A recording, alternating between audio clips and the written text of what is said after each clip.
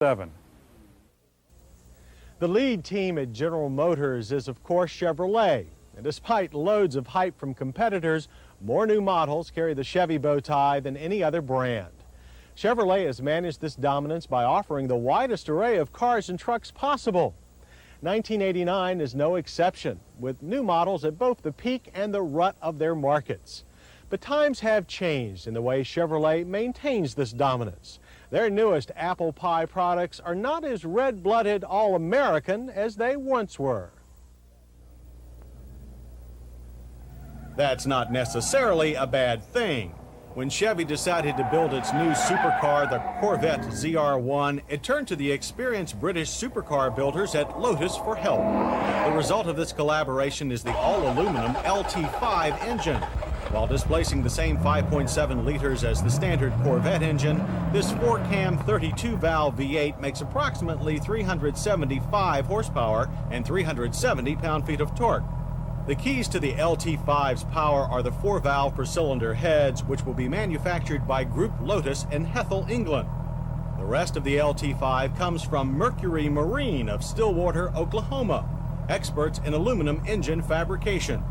The ZR1 will be made in limited numbers, probably less than 2,000 each year. This is just as well, considering that the price will be in the $50,000 range. And don't expect to see it in the showrooms before March of '89. Of course, you get more for your 50 grand than just a big engine. There's also a 6-speed manual transmission with a computerized fuel saver.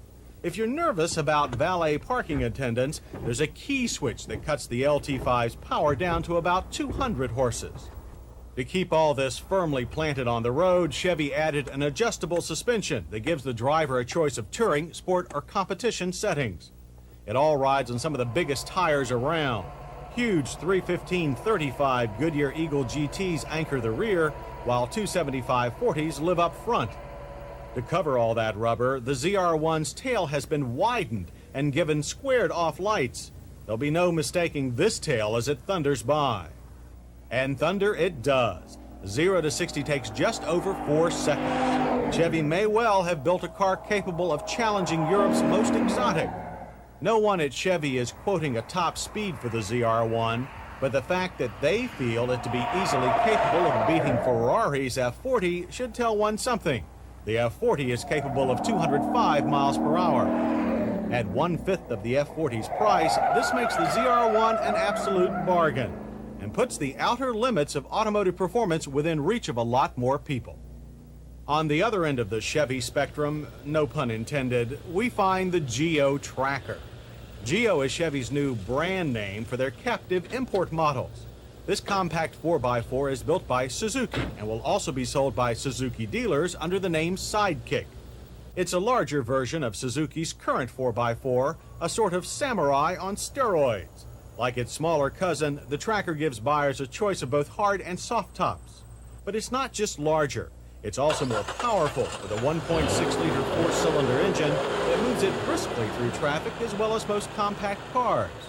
Inside, the Tracker is both roomier and more comfortable than the Samurai. Of course, if you're looking for luxury, you should probably look elsewhere. And to answer the question that just about everyone will ask, yes, the Tracker is much more stable than the Samurai. And with prices between $10,000 and $12,000, Chevy should easily sell out its small 10,000 Tracker inventory, which is, after all, what Chevy had in mind. A bit of foreign blood can only make the breed stronger, both on the road and in the marketplace.